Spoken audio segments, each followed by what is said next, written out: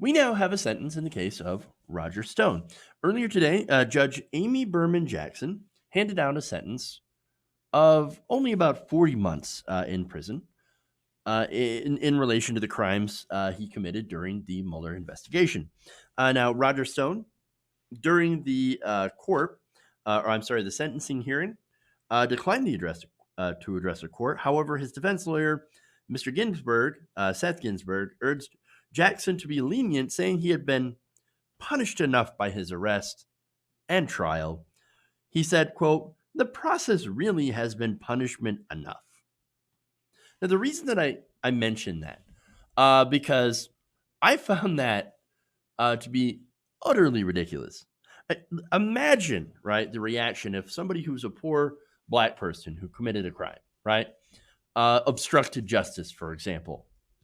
You think they're going to say, "Oh no, you know what? No, we should make the sentence far more lenient than we should." And by the way, they had already reduced the sentencing guidelines. I'll get to more detail on that. But no, he's suffered enough just getting arrested. Well, that poor black person is not someone who's powerful and connected and rich like Roger Stone. And so I guess that's the difference, right?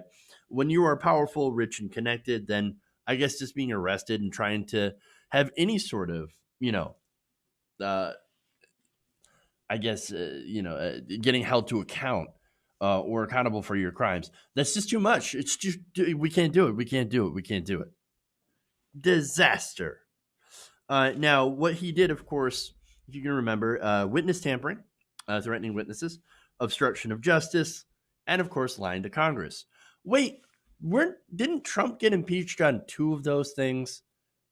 Oh, right. And the Republican Congress completely bought off, decided to acquit him on those charges, at least two of them. And look, they're all crimes, all crimes. But get this again, his lawyer argued that Stone shouldn't be punished because he's, quote, a real human being. He's a real human being and not just the larger than life political persona he plays on TV. Man, he's a real person. He's not like what you saw on TV. So you should make him, you should let him off. You should be far more lenient to him because he's a real boy. My God, man. Ridiculous arguments. Absolute garbage. All right. So now the big part of this case actually did play out in politics, right? And that's the involvement with including Donald Trump and Department of Justice Attorney General William Barr, right? They personally got involved. So, and the reason I get to that is the sentencing guidelines originally for the prosecutors of the case were about 7 to 9 years. Okay. William Barr comes in, he says, oh, way too harsh, right? Donald Trump first says, he tweets out, way too harsh, reduce the sentence. And guess what?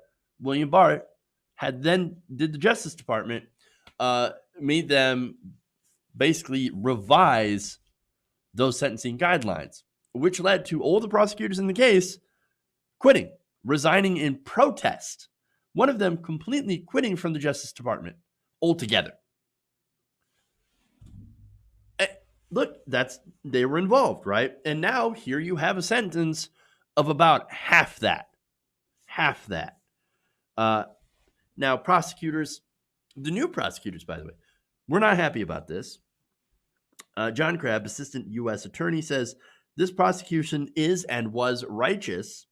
The court should impose a substantial period of incarceration.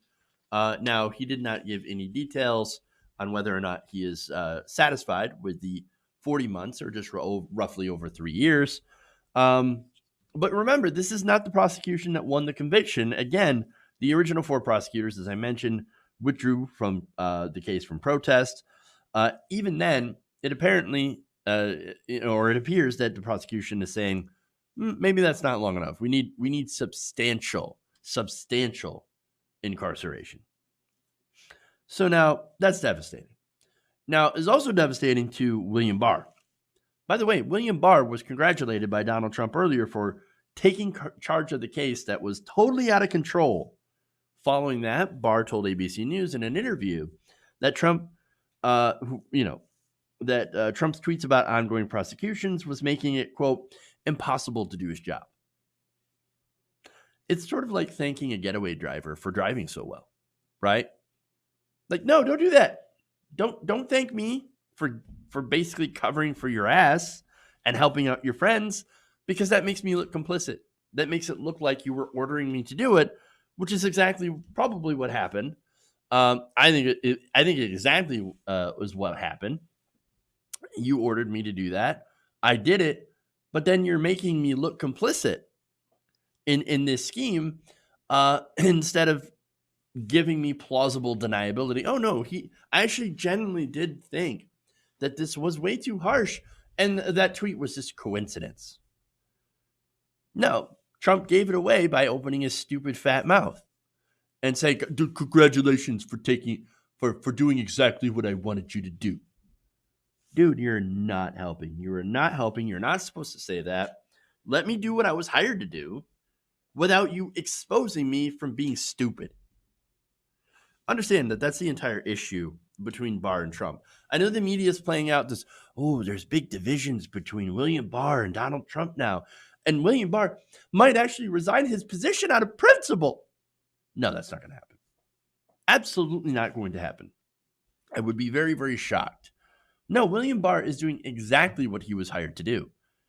I think the media is just creating a drama where there actually isn't any, because Barr and Trump are pretty much on lockstep. And the only reason that he's coming out and saying, it's making it really hard for me to do my job, is to try to throw people off the scent. Barr is not a stupid man. Donald Trump's a stupid man. That's why he can't shut up.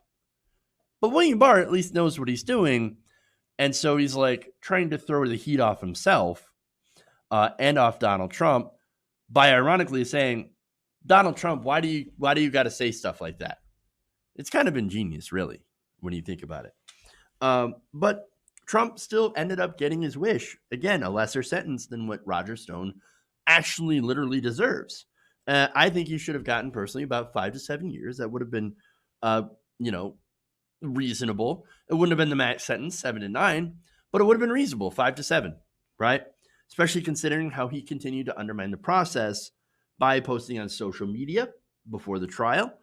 He posted an image online that appeared to show a targeting gun sight next to Jackson's head. Now, his excuse for it, no, it wasn't a targeting site. It was just a Celtic cross. That's what it was. Really? Come on. No, that's a threat on the judge's life. I'm amazed he wasn't immediately thrown in prison after that. It's kind of insane that he wasn't. And now, of course, the right wing's talking about, the judge was obviously biased in the case, of course, because they're always biased, because they decided to actually hold someone accountable for their crime. But no, it's a conservative, it's a Trump person, so obviously the judge must be biased in this case, and I don't think there's any evidence of that.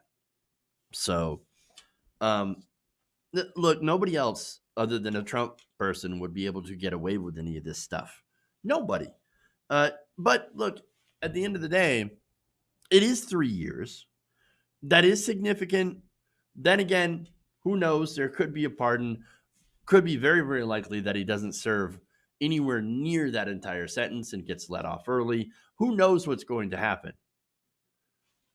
But at least in this case, I still get to say, lock him up. Hey guys, hopefully you enjoyed that free video. Now I'm going to have to ask you a favor. Between the demonetization and the YouTube algorithm messing around with view counts, etc., we're having a hard time adjusting to the new YouTube reality, which is where you guys come in. See, we have a patreon.com/TYTNation set up to help us rely on you guys, the viewers, instead of big corporate ads. Look, you know the show. You know how I'm not in favor of big corporations anyway. So help us transition away from relying on the ad model to pay the bills and sign up to be a patron, patreon.com/TYTNation. That goes a long way to help us keep the lights on, and you guys will know that you're supporting independent progressive media.